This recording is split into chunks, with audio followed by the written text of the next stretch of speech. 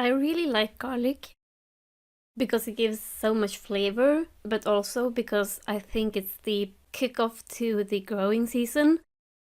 I mean, I garden year round, but there is a period during the autumn and winter where things are so much slower.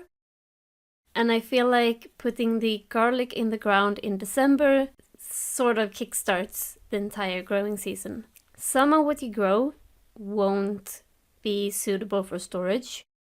So very small garlic or those who have split before you harvested them. For these, I usually make garlic powder because it's a nice way to quickly add some garlic to any dish, like for tzatziki or anything you cook. So today I'm going to show you how I do that. It's really simple, and that's basically it. So for today, my main goal is to take care of the garlic that is not gonna store until spring. So I have garlic that split before I could get to it. I have garlic that is really tiny. There's not gonna be any purpose in trying to make sure that this holds until spring. So my first step is basically gonna be to preserve this in other ways than just storing it in room temperature. So what I like to do is to dry it and use it as powder. In order to dry the garlic, I feel that it's easiest to press it first, because when it's a pressed mass, it basically becomes like a slab of garlic. Then you can break it into small pieces and blend it. You could peel it and slice it. That takes forever. I've done that once and it was no fun. I had cramps in my hands for days. So I'm doing the lazy way basically. If you want to, you could of course store it in the freezer as well. One way of doing that is just to put the pressed garlic into a plastic bag and flatten it real thin, and then use the back side of the knife to make scores. So you can basically make like a grid of lines. So when once it's frozen, you can easily break off a part.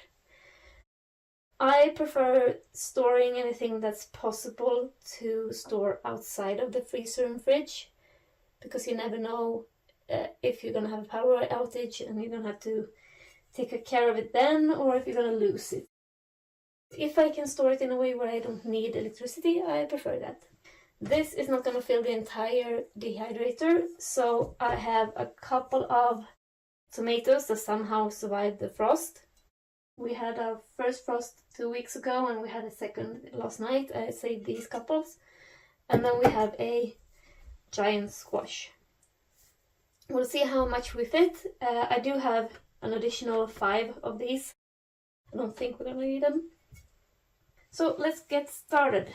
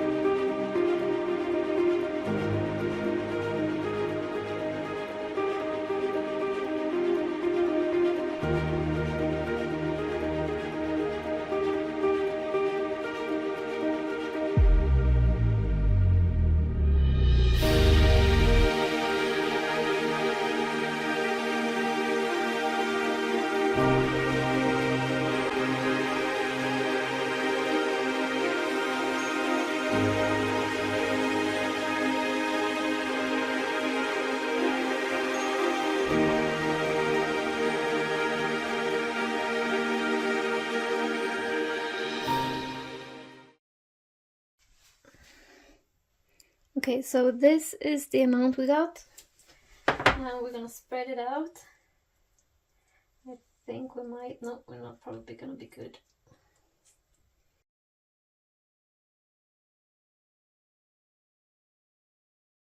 I used to have a better mixer than this one. So I'm gonna try with this one. This is a really cheap one. I think it's like, I think I bought it for like equivalent of $20. So we'll try. Maybe it won't work, then I have to get another one. I prefer not to get another one if I don't have to. You can hear how dry it is.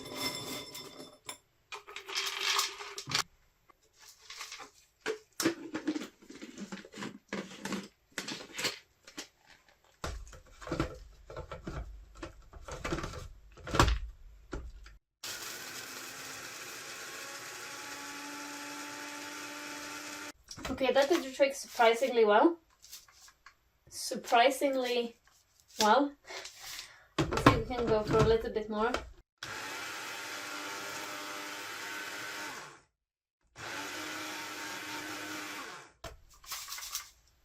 Yep, absolutely. This is completely fine. Okay, I will not be needing to buy a new one. And you can see I took a way too big glass jar because you're always optimistic about these. So we're gonna find a small one. We'll actually take one of these that are made for spices. I don't think I have a funnel here, do I? Nope.